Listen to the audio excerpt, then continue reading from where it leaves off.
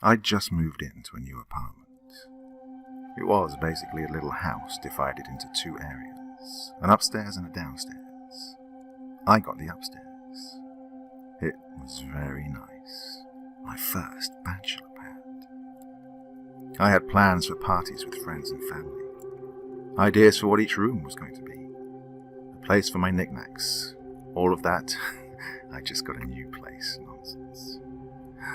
I was loving it. A lot of people crumble when the real world knocks on their door, but I was basking in it. All of the stuff that drives people mad. Bills, finding problems with the apartment, calling cable companies, change of address forms. All of it. I just couldn't get enough. This was because it meant I was on my own. In my own space. My own man. Nobody to watch over me or tell me what to do. A few weeks in, all my mailing had been sorted out. I'd changed my address with everyone who might want to send me something. So, I was excited to get the mail. My mail. Every so often some junk mail would filter into my box. It didn't have my name on it. It was for the people who lived here before. Some of it didn't have anyone's name on it. To the current resident. Yeah, if you don't care enough to put a name in it, I don't care enough to open it. One day, though, one of these junk letters caught my attention. It had the finger on it. You know, the red stamp of the hand with the finger pointing back to the return address with "Return to Sender" written on it in big letters. Normally, when you see that stamp, it means the sender got the address wrong. The recipient rejected the letter, or the recipient had moved or died. Basically, it's never good news to see it. The strange part about it, though, was that the return address wasn't mine. I wasn't even familiar with the town name. I love letters. They're fascinating to me. Personal thoughts from one person to another. I've spent many hours online reading old letters that have been made available. It's so intrusively intimate to read the words created by one person, meant to be read by only one other, as if eavesdropping on someone's soul. So, this return letter was very intriguing. However, the person it was meant for, or the person who wrote it, could still be around. The return address, though, didn't have a name. It was just the address. I didn't think anything of it. I do the same thing sometimes. What was weird, though, was that the to address also had no name on it. That's not normal. I wanted to open it so badly, but I just couldn't. So I brought it inside with me and set it on the table, which came to the apartment.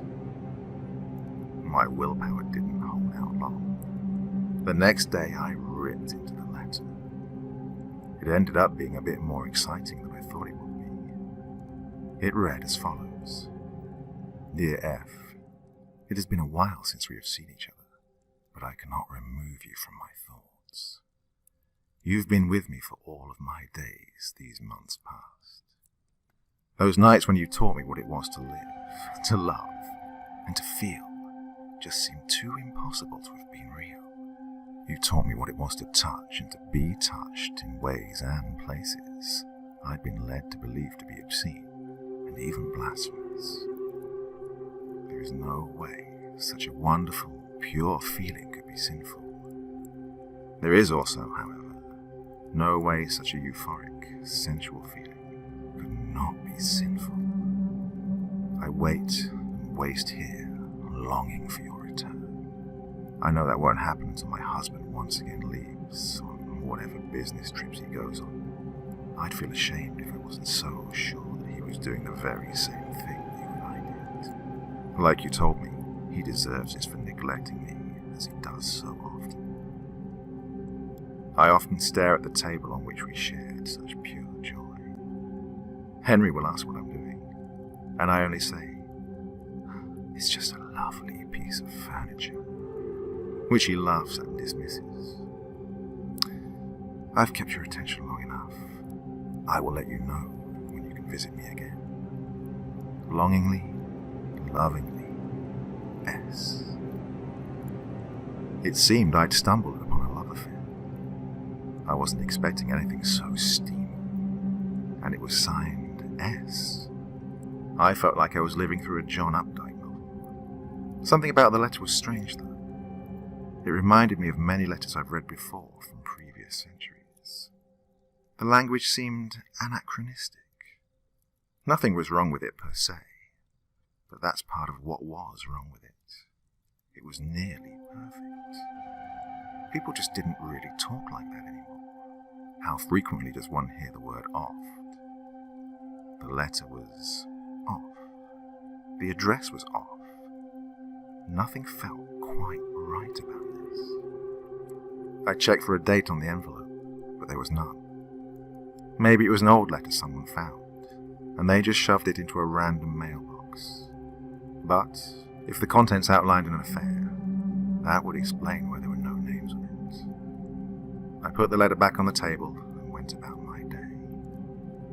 The next day, there was another letter with the return to sender stamped on it. It was the same situation. No postmark, and no names. I didn't open this one. I'd already pried enough, and if this was meant for someone, it could really exacerbate things if they didn't get it. I understood that what they were doing was wrong, but that's none of my business. I put both letters in a drawer, but had no clue as to what to do. The phrase out of sight, out of mind is really true. I'd forgotten about the letter by the next day, and went days with even thinking about it. Eventually, I needed something out of my desk. I don't even remember what now, and I found the letters. Because some time had gone by, my moral dilemma regarding what to do about the letter had disappeared. So, I tore it open and read it immediately. F. It has been weeks since my last letter. Why are you not writing back? Maybe you did not feel the same as I did. Those days were magical, though. I'm not sure how one could experience bliss, such as did we, and feel nothing afterwards. The only other thing I can think of is that something horrid has happened. Either disaster has befallen you, or my husband is intercepting your replies. Either one could result in terrible consequences for you, for both of us. Please be careful. S. Yikes. This was already interesting, and it just got a lot more so. I put the letter away and went to bed. I woke up at around 9 the next morning. I wouldn't bother mentioning the time, but it's important in this instance. The mail doesn't usually come through until almost 12, but I saw that the hatch was open on the mailbox from the window, so I checked, and there was another letter. Return to sender stamped on it, just like the other two. Why was this sent so immediately after I'd read the last one? The second one came the day after I read the first one as well. Now, being as paranoid as I am, I looked around like an idiot to see if anyone was around. Of course, they weren't. This could have been dropped off hours ago. This, however, made me think that maybe it was just a prank. Someone got a hold of one of those stamps and wanted to have some fun with the local new guy. I was still a bit creeped out though, because they seemed to know when I read the letters. This would require nearly 24-hour surveillance. I took the letter inside, covered every window in my home and every crack in my walls to make sure nobody had any chance of seeing me, and put the letter away. I would test this. I would wait a random number of days before opening it, and see when the next one came. I waited for over a week. In that time, I received no new letters. I finally opened the letter at 2 a.m. I fear for my safety now. I believe my husband has found out about us. I believe him to be holding your letters, keeping them from me, keeping you from me. Even now, I write this in the only room of the house he will let me in. I have letters to you that I can't even get to you because of this. Twice weekly, he comes in and does things to me. Nothing I would not love if it were you doing it to me. But with him, it is so businesslike. Just like him. Worrying only about the facts. There are no facts in love. He cannot handle this. I should not have done this to him. But that gives him no right to do this to me. I would ask for your help if I was not certain it would end in your death.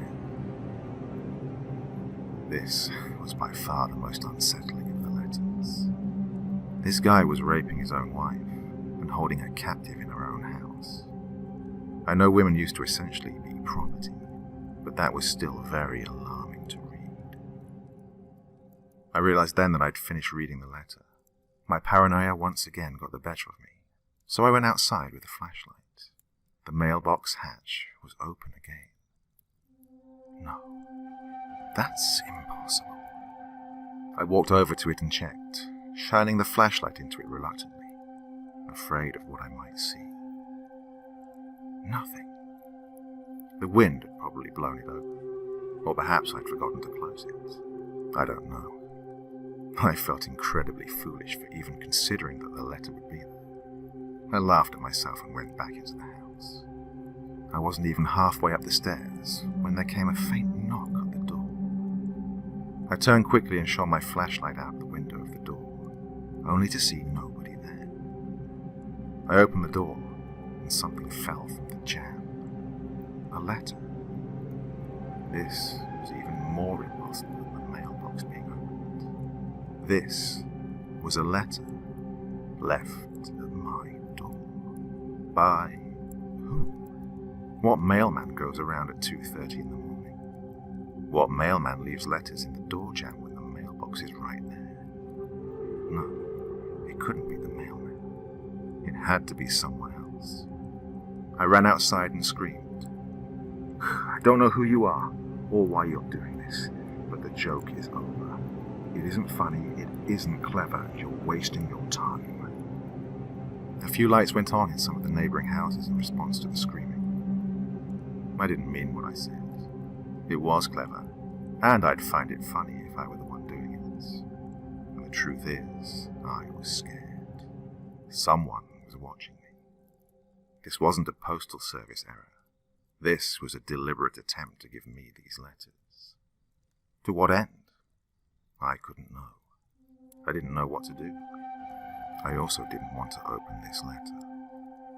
All it would mean is that I'd get another one. Shaking, I went to bed. I didn't sleep, but I wasn't awake. I just laid there in some sort of limbo between consciousness and dreaming, passing the time. Unable to think clearly about anything. Unable to think about anything other than those letters. Finally, somehow, I was able to drift off into some semblance of sleep. I woke up and called in sick to work. I had enough to deal with right now. I grabbed one of those envelopes and went to Google Maps. I typed in the intended address. We could not find the address. That made sense though. They were returned to sender. The address not existing is logical. This poor woman is getting herself into so much trouble over an incorrect address. I sat, disappointed, wondering why the address didn't exist anymore. It must have been destroyed before our current address systems were put into place. I saw the unopened envelope sitting on my table, staring at me, inviting me. I opened the letter, but I saw no writing. Instead, it was a map. Something about the ink was amiss. It didn't look like normal ink, and the paper was tattered far beyond what the other letters were. This page appeared far older than any of the other letters. I had no idea what the map was showing me. There were a few little landmarks, like trees and houses, amateurishly doodled onto this paper. Dashed lines seemed to outline a path. There was also a solid line on the map, which looked to be another path, or maybe a road. The solid line went from one edge of the paper to the other, curving just slightly at the end. Just before the curve was a box. I thought maybe it represented a house. There were several small trees drawn between this box and another box. This box was marked with a circle. I had no idea what that meant. The dotted lines connected both of the boxes, and then also another object. It looked like a poorly drawn circle, but because the other circle on the page was well drawn, I guessed it was drawn that way on purpose. Maybe it was supposed to be a rock or something. The dotted line, at one point, branched in 3 directions, one branch going to each of the larger objects on the map. Where the dotted lines met was drawn a single tree. I'd provide a picture of it, but I don't have it anymore. There were a few other things drawn on this map, but nothing I could make enough sense of to write it down now. I put this back in the envelope and went back to trying to figure out where these letters were coming from. I typed in the return address. It was an empty field, full of grass and a line of trees. There was an odd formation on the ground though. It looked like the foundation of a house to me, maybe even the remnants of a wall or something around the property. I couldn't tell. However, it was not far from me at all, so I immediately jumped in my car with the letters and headed to this plot of land. I drove just long enough to where I didn't have time to talk myself out of going through with it when I got on the road. I was driving around, looking for this area, but I couldn't see anything resembling the empty lot. I then found myself at the end of the road. I was obviously very confused.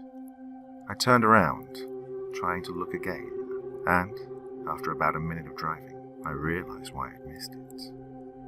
It wasn't empty. There was a house there. Right where that empty field was on the satellite image, there was a house. It even had the little room off to the side, stopping it from being just a big square. I had no idea how this was possible.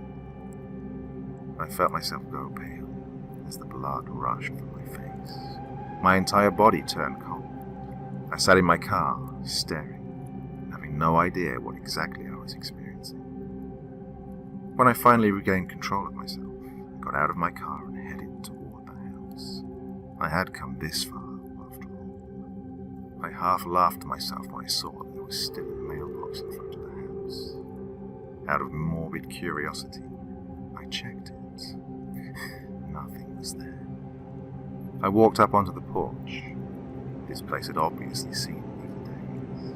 Almost every window was broken, and those that weren't were covered in such a thick layer of dust that they were no longer transparent. The door seemed to be hanging off of one hinge. There were holes in the floorboards, and various animal droppings all along the porch. There was an old swing hanging from only one chain, and a mostly decomposed cushion sagging off of it. The musty smell was awful. Now, I've been in damp basements before, and old buildings, but nothing compared to this. It was almost oppressive. I took a step inside. My assumptions about the door being proven correct, and, like every horror movie I've ever seen, I said hello. I always yell at those people to shut up. If someone's in there, you probably don't want to find them. But here I was, in the same position, doing the exact same thing. There was no answer, no clunking in the background or anything, so I felt relatively safe. I picked up the nearest thing I could find that I could potentially use as a weapon, just to be safe. It was half of an old coat rack. Why a coat rack was lying broken in half on the floor, I don't know, but I was thankful to have some security. I continued walking through the house. It looked like the house made a big circle, so I decided to go right and work my way around. I saw several pieces of overturned furniture. Kids probably found this place and destroyed it. There was a very fancy-looking table torn into pieces in the next room. One of the legs was missing entirely. I wondered if that was the table S wrote about in the first letter. It was bizarre to see an item which was spoken of with such cherished remembrance, now forsaken and in complete disrepair. As I wrapped around, I found myself in the kitchen. A wood stove was in the corner, along with cabinets of pots and pans. There were several jars of things which had long since turned black. No cans though, just glass jars. No refrigerator either. The age of the house was becoming more apparent with each room. I walked past a back door that led to a very small porch and some broken steps leading down. I kept walking until I got to the last room in the back left corner of the house. A large bookshelf loomed ominously against the wall. I got a feeling of dread just looking at it. I kept moving. I just saw more tattered furniture. Then, that was it. I was back at the door. It wasn't a huge house, but I thought there must be more to it. I was about to walk out when I remembered the image. There was that little room off to the side on the foundation. That wasn't there. What was there, however, was that bookshelf. I peered at it as if we were staring each other down. Finally, I gathered enough courage to walk over to it. I tried pushing it off to the side, but it wouldn't slide. I stuck the piece of coat rack I had in between the shelf and the wall and pulled. The whole shelf came crashing down. Rotted and torn books scattered as filth filled the air. I didn't want to think about what I was breathing in. The dust settled and I could see the wall. It was just a wall. No door or anything. Just a wall with a couple of holes in it. Holes I could barely see through. There has to be something on the other side though, or else it would be lit up from the sunlight outside. At that point I kicked myself for not remembering to bring a flashlight. This section of the wall was also a different colour from the rest. Why would they wall over a room? I poked one of the holes with the coat rack and the wall began to crumble away. I started hitting the wall with the coat rack, breaking it apart with each blow. Whatever this wall was made out of, probably very old drywall, was incredibly easy to break. Finally, I stopped when I'd made a hole that I could walk through. I could see light floating into the room now. For obvious reasons, I was quite reticent to enter. At last, I took a step through the hole, but still couldn't see anything. I stepped to the side so I wouldn't block the lights, and then closed my eyes.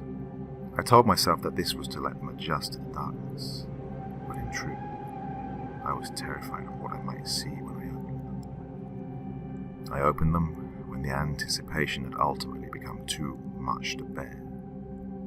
The wall was covered in scratches in the distinctive pattern of a desperate person trying to deny their current fate. The scratches were accompanied with various writings. Nothing that I could really make out. Perhaps it was nonsense. The amount of hate that this room housed, or elicited, was overwhelming. Someone must have been locked in this room. Suddenly, the lines from the letter appeared in my mind. This must have been the room that S talked about in her letter. I began scanning the floor when I saw, over in the far corner, the dusty, ironic grin of a skull staring at me. I immediately ran out of the room, but I couldn't tear my gaze away from the skull. It was attached to a dress. A beautiful, stained, and old-fashioned dress. A dress with what appeared to be the missing table legs sticking out of it. I understood then why that room was walled over. I ran out of the house, into my car, and began driving. As I caught my breath and drove off, I looked over at the line of trees. I could see, in the spaces between the trunks and branches, a large field. In the field I saw a deer walking around and eating some grass. Seeing this life lifted my spirits. Everything was okay out here. What had happened in that house was horrible, but it was only in that house. Out here was free. Out here was safe. I continued driving past the trees and got to where the road began to curve slightly. The line of trees broke into an open lot right by the curve. I instantly thought of that map that was in the envelope. I pulled over to the side of the road and got out. I felt possessed. I was normally far too reserved to do something like this, especially after the discovery I had just made, but I could not control myself. Walking around that plot of land, I saw a few things that may have hinted at a house having been there. Nothing necessarily indicative, but a few big rocks and a couple of bricks. This, in concert with the sudden stop in the tree line, the curve in the road, and that lone tree in the field, convinced me that this is where the other square was on the map. The boxes were the houses, and the circle was her house. I began walking to the tree. The deer ran as soon as it could see me. The tree was deceptively far away. Once I got there, I stopped and looked around, partly to see what was near me, and partly so I could rest. I could see the house from here. For a split second, I could have sworn I saw someone in the back door window, but it had to be my imagination. I was too far away to make out that kind of detail anyway. I walked around to the other side of the tree and scanned to the other side of the field. I immediately saw the rock was drawn on the map. It was a bit larger than a rock. It was a huge boulder sticking up from the ground. A forest seemed to begin at the other end of the field, and this rock was just inside the tree line. I felt rested enough to begin my walk to the forest. Upon reaching the boulder, I immediately noticed a small pile of stones at the bottom, where the boulder met the earth. I picked up all of these rocks away and placed them to the side. There, I found a small tin with a lock. The latch, however, had long ago rusted away, so it was free to open. As soon as I opened it up, I let out an audible gasp. There were several letters in the box. I pulled one out, and it had the same addresses on it as the ones I'd been receiving, except that they had exchanged places. The return address was now the main address. Using the mail must have become too risky, because perhaps the mailman was friends with the husband. Cleverly adapting, the covert couple devised this system. But eventually the husband must have become wise, and she wasn't even able to get this. So, these letters just sat there. Her lover would have become more and more heartbroken every time he dropped off a new letter, seeing the previous ones had not been received, and he had no word from her to hear how she was doing. Just then, I heard something. It sounded like a door closing. I looked all around, but I saw nothing. I looked back at the house, and everything looked the same. The noise was enough, however, to scare me into action. I grabbed the letters out of the box and ran back to my car. Panting, my chest on fire, I jumped into my car, turned it around, and drove to the house's mailbox. I grabbed all of the letters, the ones I'd received as well as the ones from the box, and placed them in the mailbox. I then sped toward my home. As I approached my home, elated to be so close to safety, I barely tapped the brakes when turning into the driveway. Once there, I sat and breathed. I was unable to consider what had just happened, yet unable to think of anything else. I regained my composure, exited the car, and walked toward my house. My heart sank as I got closer to the welcome mat to see a single, unopened envelope sitting on it, waiting for me. Whatever had been possessing me to so brazenly read the letters and search the home had apparently lifted its hold on me within the last few moments. I bent down and picked up the letter. Less than a glance at the front of it told me it had the same source as the others. I didn't open the letter. I didn't drive back to the house to place it with the others. I took the letter inside my house and, without malice, without joy, I simply held the letter and set fire to it. In this moment, I did not care about what had happened, nor what would happen in the future. I stared at the flame and watched the last letter turn.